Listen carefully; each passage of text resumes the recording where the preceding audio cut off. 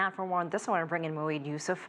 He is the Associate Vice President of the Asia Center at the U.S. Institute of Peace. Thank you so much for joining us. We saw what was happening at the UN with the war of words. We're also seeing military exercises. So what do you think will come out of this? These two countries have been there before, but could this lead to something bigger? One hopes not. Look, I mean, when you get to this situation, the risks are so high that you can never rule out an inadvertent escalation to a crisis. I mean, they've been to crisis at least 3 times in the past 15 years or so. The last one being when the Mumbai attacks in 2008 took place, and they got to an air war situation. I think it's really posturing. The moment for the military strike, if there was one, is gone. It's literally the first day or two. Both sides have military forces which can actually defend in a way that neither gains by going for a use of force option. At the end of the day, that's probably the best we can hope for, but I don't see them backing off because if either one goes first or blinks first, I think the other gains a symbolic victory, and that's what South Asia has been about for so long. These two countries also have nuclear weapons. It's something that's been talked about. Could this ever escalate? Could these two countries go into war?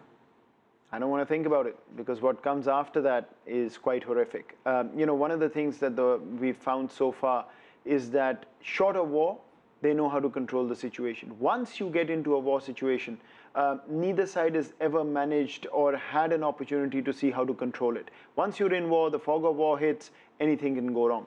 And part of the problem is the entire world descends on India and Pakistan and says, don't do this, don't go to war. But only in the crisis moment. Once the crisis is over, everybody goes about their business, forgets about it till the next crisis. And the key is to find a way not to allow these countries to get to this point. Because once they're there, as I said, the risks are simply too high with nuclear weapons in the mix. Narendra Modi, Nawaz Sharif, they have a personal relationship. There was a lot of optimism at one point. Modi even went to Sharif's house just 8 or 9 months ago. What's the status of their relationship? And could the two of them bring down the tensions? To be very honest, I don't think they have one. The relationship is better than what most expected in the beginning because Modi has a hardline view on Pakistan, etc. But since that visit that you mentioned, I mean, he coming to Lahore, things have gone down and things have gone south very, very quickly. This particular incident and the war of words, it's Modi and Nawaz Sharif. So you can see very clearly that this is coming from the very top. And once the situation gets so dicey, I think the kind of relationship that these two have cannot overshadow the kind of situation that they're in. India and Pakistan, remember, 70 years, wars, nuclear weapons.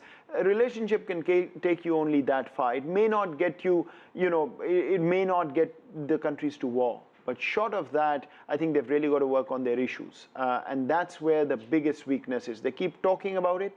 Terrorism, no resolution at all. You have a crisis, you go back to saying, yeah, we'll talk about it, nothing happens. Kashmir, both sides, yeah, we want to resolve it, you don't get there. So I think unless you get to the specific issues of Kashmir and terrorism, I think you're going to keep falling into this trap of crises, worrying about a nuclear war, pulling back, and then unfortunately falling back into it.